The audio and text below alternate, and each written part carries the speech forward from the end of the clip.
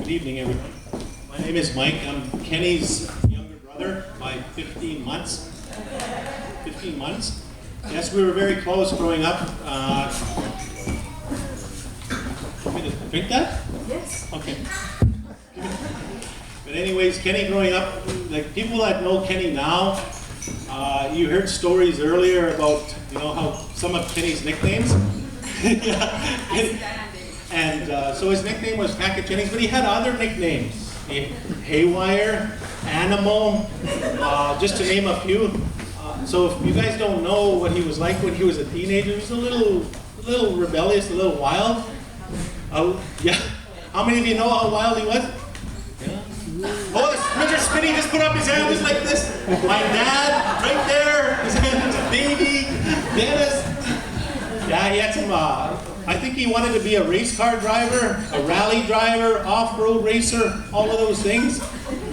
But, so yeah, he wrecked a lot of my dad's vehicles, but we had fun. I would have to go look for him half the time and say, my mom and dad would say, where's Kenny? I don't know. Don't you know who he was with?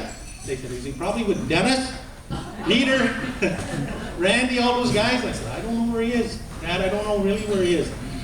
But yeah, no. I used to have to Kenny used to have to drag me out sometimes, and I had to go with Kenny. He had to take me along because I was a younger brother. I still remember graduation night when Kenny and Kelly graduated in the early 80s there. And Kenny had that nice 58 Buick Special, a green car that he drove all the way from Vancouver. And that was his pride and joy. He loved cars, he liked racing, driving fast, and being an animal behind the wheel. He asked me on the graduation to be their driver, their chauffeur that night. And I just excited. I said, for sure, bro, I'll drive for you. And then, so later into the night, there was a party somewhere after the grad, and they must have had a little spat or something, because Kenny came out and he said, let's go. Let's go. Get the keys, let's go. So we went for a drive. And little I know, we started driving in Woboden. It's a very, very, very small town, and we were heading out of town towards the highway, and the car ran out of gas. But we didn't know it ran out of gas right away, but Kenny wanted to drive. He kept trying to tell me, I want to drive. I said, no, Kenny, you have too much to drink. And you're not going to drive, because I'd seen him drive before. It's crazy. Don't let him drive. Smitty, I don't know why you got in the vehicle with him cruising Portage. You're taking your life into your hands. But, so he kept bugging me to drive, and I said, no, Kenny. So I did what any brother would do, a 15 months younger than him, punch him in the mouth a couple of times when we're sitting in a car on the highway. So he put his head down, and he had a little bit of blood coming out of his mouth. And he looked at me, and he had this evil look in his eye. He wanted to kill me. So he's chasing me around the car, and then somebody came by, and I got a ride. I hitched a ride back to my mom and dad's. My dad and I came back with some gas. We filled up the car, and by then, Kenny had started walking back to town. It's a bit of a hike. I don't know how far it was, but it was probably 4:30 in the morning or so.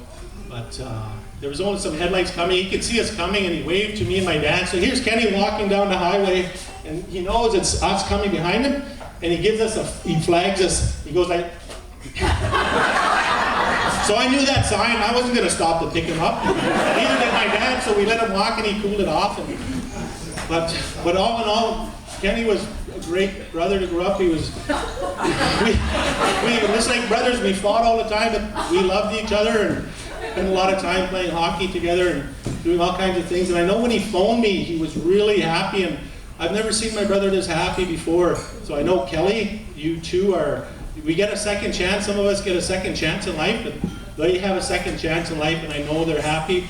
So with all that, I know Kenny and Kelly's accepted Kenny and all the kids that come with him, and the grandkids, and the son, and he's accepted her. Tyler's been amazing. I met him just on a couple occasions at Christmas time and now again last night, and just a beautiful son. So I'm so happy for you, brother. I love you. And with that, I'd like to get you to raise your glasses and toast my brother Kenny. Kenny.